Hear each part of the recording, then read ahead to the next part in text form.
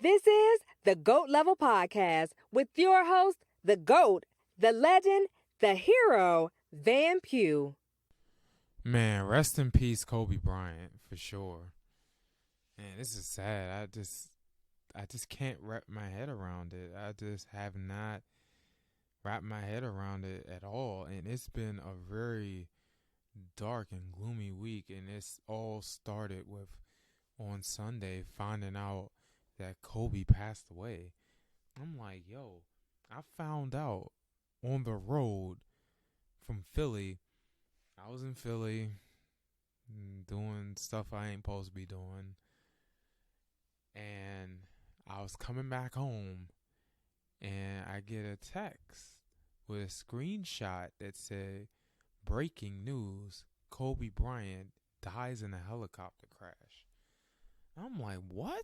No way, no. I immediately said, no way. That just doesn't make sense. No way.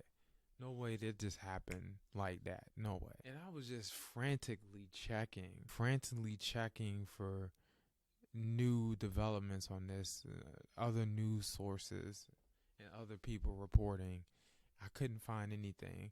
I think 5 minutes later, the girl who texted me that Kobe died originally, she said Fox News is reporting it now.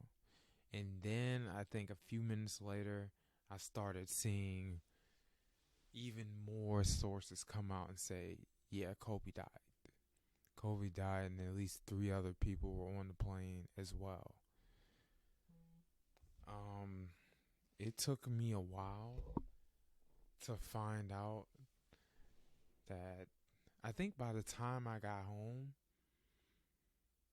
then we started to find out his daughter was on the plane.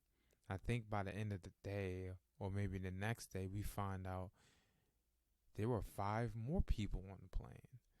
And I'm like, God damn. And I heard the Rick Fox rumor. I was like, Rick Fox couldn't have been on that plane. No way. Thank God he wasn't. And, he was on TV talking about Kobe and how the news of his rumor really shook up his family, even momentarily like that. That was rough. And I just can't get enough of this story. I just keep looking. I guess I keep looking for details about the crash because I guess subconsciously I'm trying to figure out, is this real? This really happened? I just couldn't believe it. And getting a little choked up talking about it, but it's one of those where were you moments. Where were you?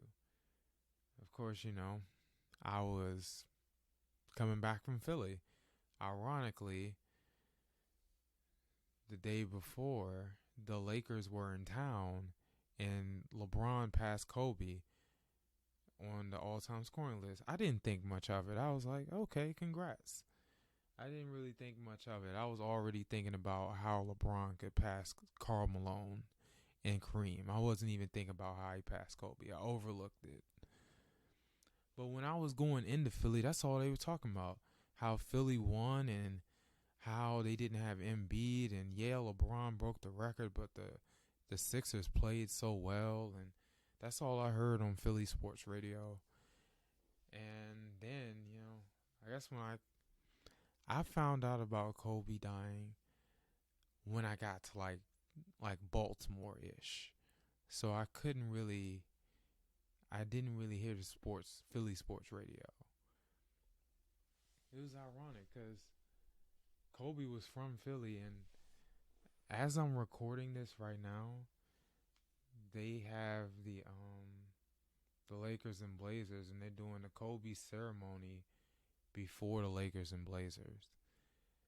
Man, this ceremony is tough to watch. It looks like a funeral. They showing all these videos. Look at Quinn Cook is just distraught.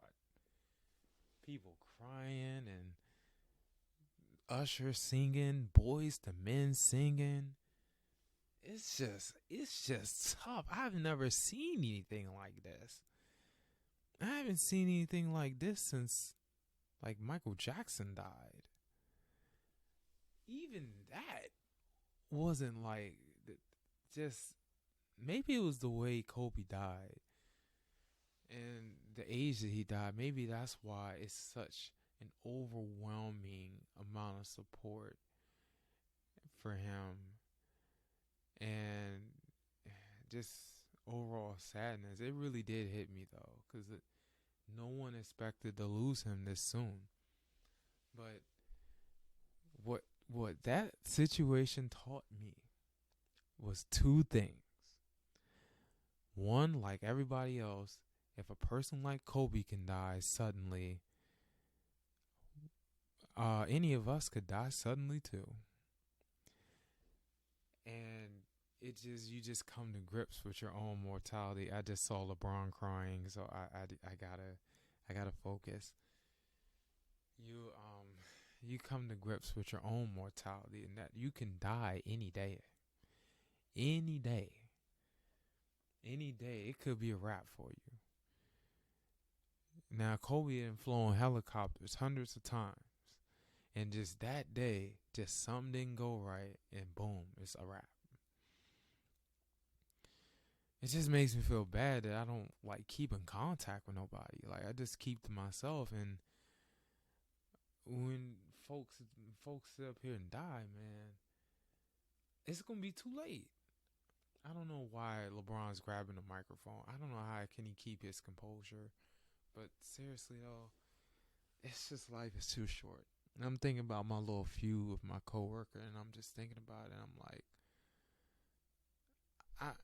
it's not that big of a deal in the grand scheme of things. Why are we not talking to each other over some little words? But whatever though, I'm not really. If she don't want to talk to me, she don't want to talk to me. But that's another situation. That's a personal situation. Whatever. I'll probably still diss her in my freestyle. But seriously, man, this is just tough to deal with, tough to watch. And of course you had his critics, because he had the rape allegations, which I don't know all about.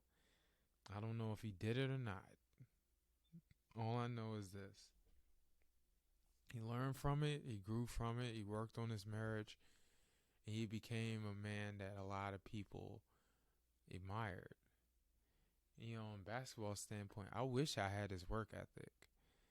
But see, in order for me to have his work ethic, I'd have to like focus more on basketball, because I just have all these different interests. I have all these different thoughts. It's just a lot going on in my life, a lot going on in my head, and I can't sit down and focus on one thing. So I'm one of those jack of all trades, master of none thing type of people. But anyway, back to what I learned. So it's just you come to grips with your own mortality. That you can go anytime, and we all gotta die, and you just never know when it's gonna happen. The second thing is you can create so much value for people just by being yourself and doing what you're passionate in.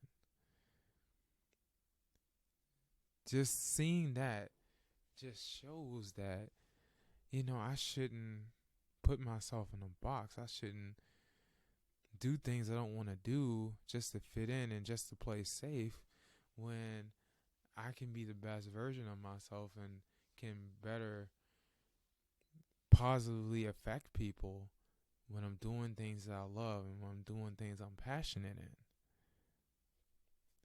And that's what Kobe did. He played basketball, and he did it so well, and he was so passionate about the game. He was valuable in so many people's lives. And that's why when you take him away, that's how you get this reaction, because he was so valuable to people. And that's how business is, man. That's how business is. Like, you create value for people like that. It's just they'll never forget you. You won't have to want for anything, because you're just that important to their lives, whether you know them personally or not. The value you create in whatever you do is just you know, I'm at a loss for words. But seriously though,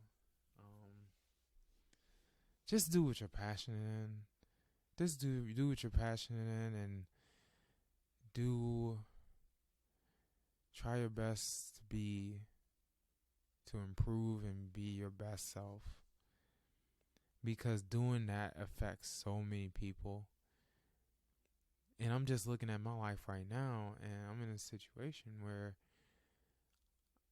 I'm just forcing myself to be somewhere and to do things that I'm not really interested in, and it's having a negative effect on my mental health and my emotional health and even my physical health. And I'm starting to react negatively towards it, and that affected my interaction with one of my coworkers. There you go. But seriously, when you're that valuable, that when you're really good at something and when you're really passionate about something, you can inspire many. You can. I mean, only a select few people can do that. And seriously, man. It's just like my mom is good with numbers and taxes. She helps so many people just by doing their taxes and stuff. Stephen A. Smith is good at reporting sports and good at sports commentary. So many people love Stephen A. So many people love Stephen A. Like, if Stephen A. was to go tomorrow, it'd be an outpouring of tributes for him too. Not wishing death on anyone. I'm just using him as an example. Like, when that passion, when you show your passion and be your best self, you create so much value. And that's what Kobe did. And I gotta admire him for it, for sure. Rest in peace all the other people who was on the plane. Rest in peace his daughter, who, that one hurt, because I wanted her to be a Husky, and I wanted to see how she turned out as a basketball player. I wanted to see her in the WNBA. It sucks. It really sucks. But I think he has a 3-year-old and he has a 6-month-old. I believe one of them, or if not both of them, will do what Gianna was supposed to do in basketball. And they will carry on the family legacy in basketball. Watch. I don't know if I'm the first person to say it, but one of them, either the 3-year-old or the 6-month-old, one of them, they're gonna take in basketball, and they're gonna be very good, and they're gonna carry on their father and their sister's legacy. And I can't wait to see it. I'm gonna be old, and hopefully I'm still here to see it. Well, maybe not that old, but I'll be pushing. By the time we get to that point, I'm sure I'll be in my 40s, maybe my 50s. But I'd love to see it. I know one of them kids is going to get into basketball. One, if not both. And they're going to be very good. And there's a lot of people that would love to help them and coach them, just for them to honor their dad. And I can't wait to see it. Well, other things, this Vic 30 for 30, Michael Vick 30 for 30 was cool. I watched the second half of it mostly, and this is just part one. What I gather was Newport News was a hotbed in the early 2000s. You had the Clips, you had Iverson, you had Vic, you had Michael Vick, you had Marcus Vick. Apparently Missy Elliott came from there. It's like a lot of talent, and I think even Pharrell, I think maybe Pharrell came from there too. It's just a lot of talent coming out of that area, and it's not really the best area. It's rough from what I've seen. Dan Reeves played a huge influence in Michael Vick's life. starting out, and I think him leaving was the beginning of the end. No one really mentioned it in the documentary how Dan Reeves really losing Dan Reeves as a Falcons coach really just was the beginning of the end for Mike Vick in Atlanta. But why Mike Vick choose to live somewhere outside in Atlanta where the KKK was rampant? Well, maybe he didn't know. He had all this money. He liked the country. He liked to be. He liked to have a lot of space. He didn't really like people around him.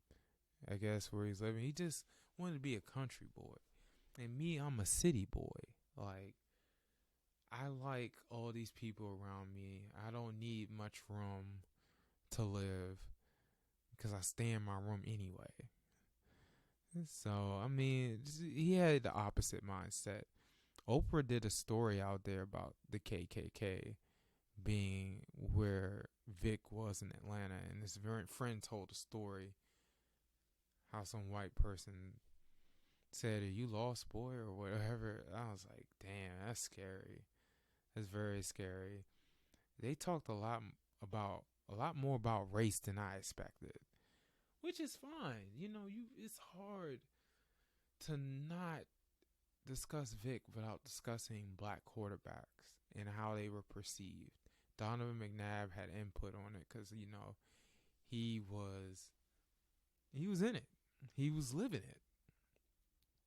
And he got to the league before Vic.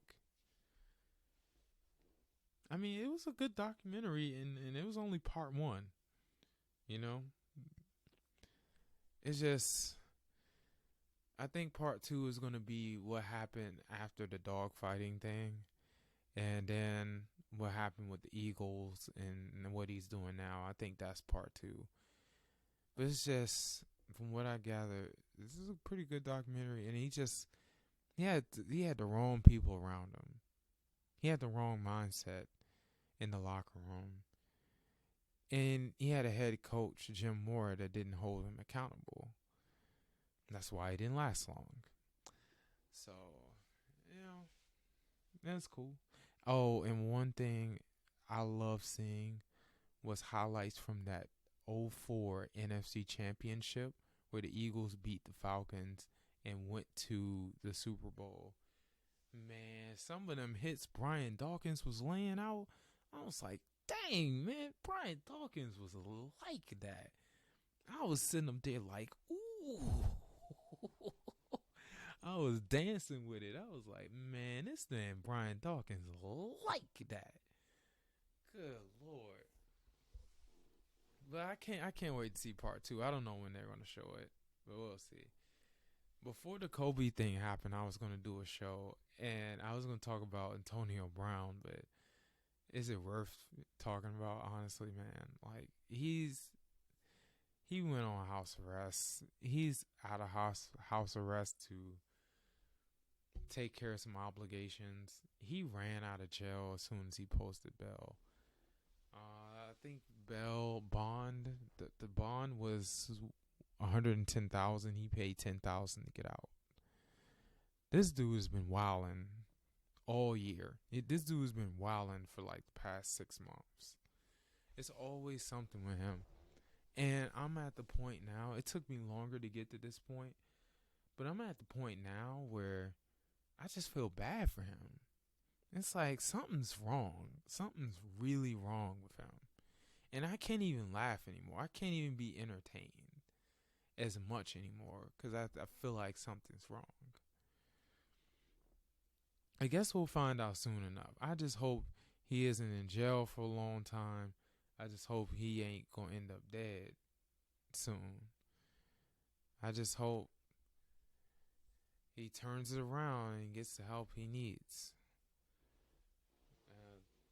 That's one thing, but the Wizards' defense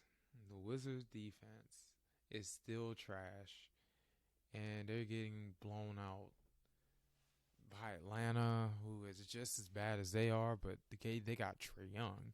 That's the difference. But I just sat there and watched the Wizards beat the Hawks without Bradley Beal. And they play the Hawks in Atlanta, and Bradley Beal had 40 and Trae Young had 45. They went at it. Those are my two best favorite players in the league. The Wizards are fourth in points per game, but they're last in field goal percentage defense. They are last in 3-point field goal percentage defense. They are like bottom 5 in rebounding. It's just, oh my God. These guys are just awful, bro. These guys are just awful on defense, and I don't know why. It's embarrassing. The Bucks ran us off the court without Giannis again.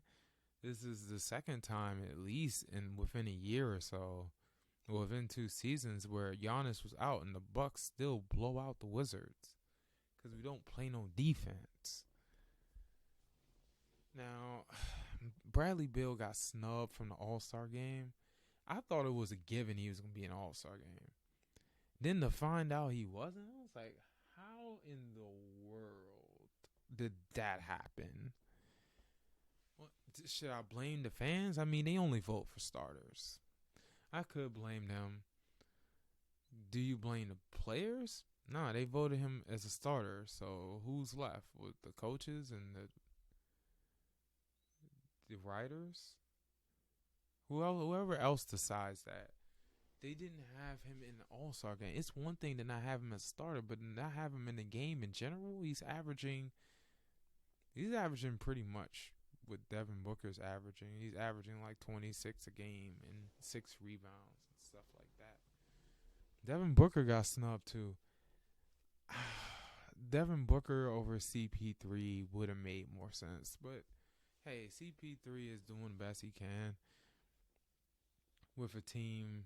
With a pretty, I wouldn't say young team. They got some key veterans, but with this new team where he's trying to fit in, where I didn't think he fit in, but it looks like he's fitting in nicely, and the team just might make the playoffs. But I don't think they will. I really don't. But we'll see, man. I just hope the Wizards pick it up on defense because it's ridiculous. Oh, also, going to the Howard game tomorrow. I hope they win. They're winless in MEAC play, and they only got 2 wins. I'm very happy that one of them was Hampton. Now, Howard lost to Hampton 3 years in a row. I don't know. The losing streak was longer than that, and this has to be the worst Howard team in like the past 2 decades. Yet they're the ones that ended the streak against Hampton. I don't get it. They haven't won a game since. No, yeah, they did. They beat Regent. They beat Regent. Okay, big deal. What are they? What are they? NAIA? Come on, man. I should have known something was wrong when they lost to Washington Adventist and only beat UDC by 10. I knew something was wrong, but it's okay. I'm going to keep watching. They got CJ, my god brother, and he got the Kobe mentality. Like, he plays like Kobe. I can see it in his eyes. He got that type of game. You may miss a lot of shots, but he got that killer instinct. Now they just got to win some damn games. For real. We'll see. So Super Bowl preview. So you got the 49ers and Chiefs. I'm sticking with the Chiefs. I think I'm going to go 30-27. Just too much firepower. Too much. You got Patrick Mahomes who is running. In addition to throwing dime after dime after dime, he can run now. Lord Jesus, not good for the 49ers.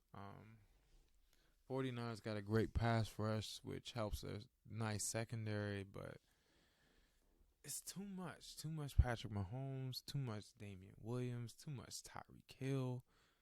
Just too many playmakers on the outside for 49ers to keep up. there's no way. They'll somewhat keep it close because it's a Super Bowl and their defense gotta shut down something, right? We'll see. We'll see. But I got the Chiefs winning 30-27. 49ers, I just don't think they're going to be able to run the way they did against Green Bay. Remember, the Titans tried that against the Chiefs, and then they started shutting that down. They build the lead, and now you got to drop back, and then that's when their pass rushers like Frank Clark and DeForest Buckner, like, that's when they got free reign to the quarterback. Like, just go get him. It's just because they keep dropping back and stuff. That's exactly what happened to the Titans. It seemed like Tannehill was running for his life. And I think that's going to happen with the Chiefs and Niners. But 49ers will find a way to stay in it. But at the end of the day, Chiefs all day. All day. Well, I'm thinking about Twitter, and I'm like, dang. I really got a Mount Rushmore of women I follow. Like, I like all their tweets and stuff, but I can't like a certain person's tweet on that freaking Mount Rushmore of Twitter MILFs. Adrian, Jamie, Kirsten, Lisa. I like y'all.